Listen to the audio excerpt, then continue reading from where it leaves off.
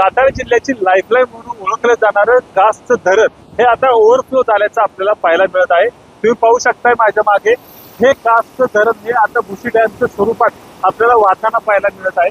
मोठ्या प्रमाणावर या ठिकाणी पावसाचं प्रमाण होतं, त्यामुळं हे धरण जून महिन्यातच आता ओव्हरफ्लो झाल्यामुळं सातारकरांची वर्षभराची पाण्याची चिंता आता मिटल्याचं देखील आपल्याला पाहायला मिळत आहे. मोठ्या प्रमाणावर या डोंगरी भागामध्ये पाऊस तुफान कोसळत होता, त्यामुळे नंतर आता हे कासचं धरण ओव्हरफ्लो झाल्याचं आपल्याला पाहायला मिळत आहे.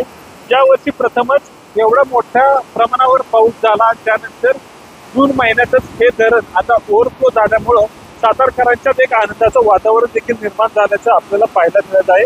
सातारकरांची हे धरण भरल्यामुळं पाण्याची चिंता हे मिटल्याचं देखील आपल्याला पाहायला मिळते. मोठ्या प्रमाणावर महाराष्ट्रासह देशभरातून या ठिकाणी पर्यटक मोठ्या प्रमाणावर येत असतात. त्यांना आता हे जे दृश्य आहे हे बघायला मिळणार आहे.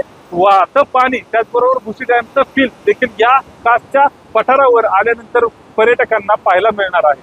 कॅमेरामन ओमकारसह वैभव बोडके, एबीपी माझा, सातारा. एबीपी माझा, उघडा डोळे बघा नीट.